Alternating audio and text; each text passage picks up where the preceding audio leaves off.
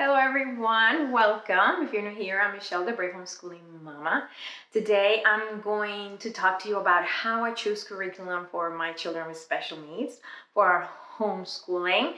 This is the time of year where you are looking for curriculum, you might be thinking about homeschooling your child with special needs, or you're already looking. I'm already looking and already bought some things yesterday. So this is the time to start buying things. The things are on sale and your conferences are coming up. This is the time to start looking.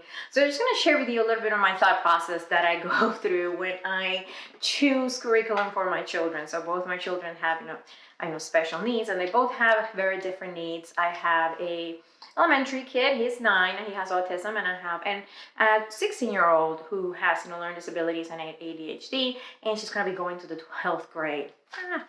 So I'm just going to talk to you about the thought process. When I start doing research for something specific that I need, sometimes I might know what I want and things that I've been using for a while, but sometimes I need something new, and so I start doing the research. When I look at a curriculum for my children do have some needs, I look at the rigor of the curriculum. If it's a curriculum that is going to be extremely rigorous, extremely hands-on for your child, where there's going to be a lot of reading, a lot of book work, I know that's not going to work for us. It's not going to work for either of my children. My son has autism. It's hard to get him motivated to do school. He likes the minimal things that he can do each day.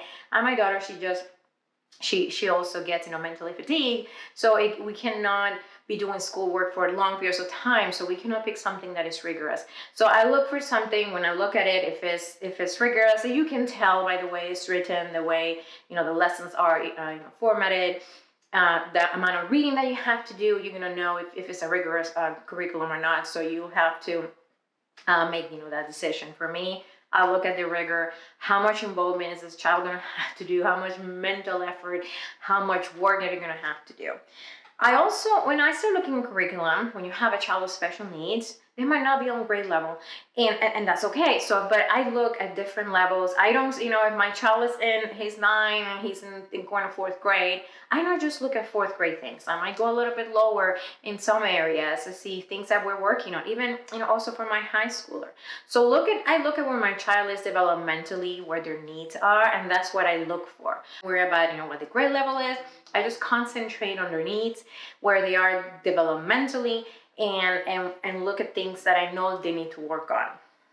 Another thing that's just for me as mom and teacher, if it's something that is extremely hands-on for me to get ready for, extremely time-consuming for me to prep this curriculum or for these lessons, that's not going to work for me. It also means if there's a lot of moving parts to this curriculum, it means it's going to be more rigorous, it's going to be more time-consuming.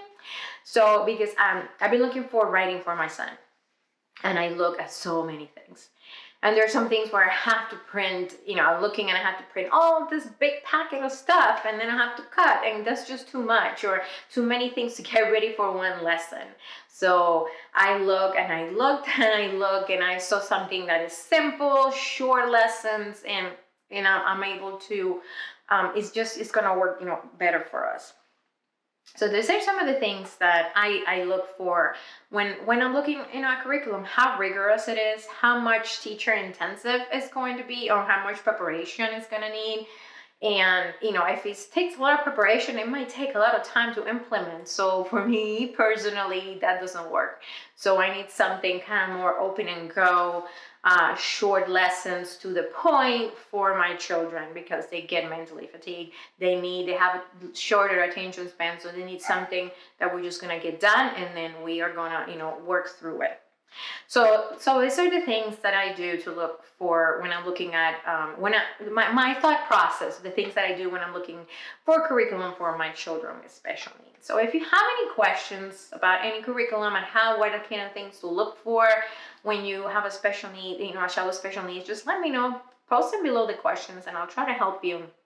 I had many years of experience, not just as a mom, but also as a special education teacher, in the classroom. So I know the special needs world, and I have experience. So let me know if you have any questions, if you need any help with anything, just, post them below.